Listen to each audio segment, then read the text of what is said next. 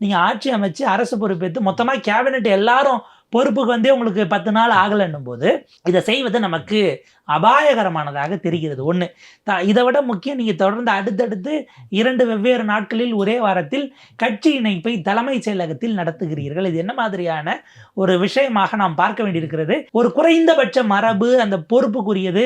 நீர்வளத்துறை அமைச்சருடைய அலுவலகத்தில் எப்படி அதிமுக இலக்கிய அணி பொறுப்பாளர்கள் நீங்கள் உள்ள சேர்ப்பீங்க, அல்லது பொதுப்பணித்துறை அமைச்சர் அலுவலகத்தில் இது வந்த உடனே இஷ்யூ ஆன பிறகு இல்லை பனையூரில் தான் அவர்களை அழைத்து அவங்களுக்கு கார்டு கொடுத்தாங்க, நீங்கள் ஒரு விளக்கம் கொடுக்குறீங்க. பனையூரில் கொடுக்கக்கூடிய கார்டு செக்ரட்டரியேட் பீட்டு பார்க்குறவங்களுக்கு எப்படி முன்கூட்டியே கிடச்சிது என்கிற கேள்வியும் இருக்கிறது. அவங்க கீழே ராஜினாமா பண்ணிவிட்டு மேலே கர்ட்டசி விசிட், இதுக்கு நடுவில் 5 நிமிஷம் 10 நிமிஷம் தான்னு எடப்பாடி பழனிசாமி, இன்பதுரை ஆகியோர் குற்றம் சாட்டுறாங்க. அப்போ இவங்க வருவார்கள் அப்படிங்கிறது முன்கூட்டியே திட்டமிடப்பட்டு தான் வந்திருக்காங்கிறத புரிஞ்சுக்க முடியுது.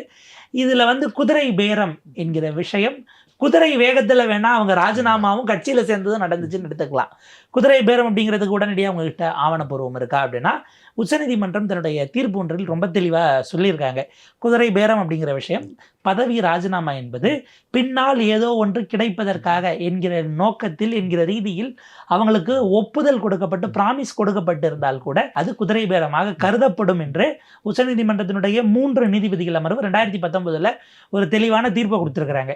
நேற்றைக்கு ஐ திங்க் அவங்க மதுராந்தகம் எம்எல்ஏ நினைக்கிறேன் மரகதம் குமரவேல் அவர்கள் அடுத்து திரும்பவும் மதுராந்தகத்தில் நான் விசில் சின்னத்தில் தாவேக்கால போட்டியிடுவேன் என்று ஒருவேளை அவங்க சொன்ன விஷயங்கிறது காணொலி வருதுன்னா, அப்போ திரும்பவும் உங்களுக்கு இதே வாய்ப்பை நாங்கள் கொடுக்கிறோம் என்கிற ப்ராமிஸ் கொடுக்கப்பட்டா அது உச்சநீதிமன்றம் சொன்ன ஹார்ஸ் ட்ரேடிங் டெஃபினிஷனுக்குள்ளே வருமா?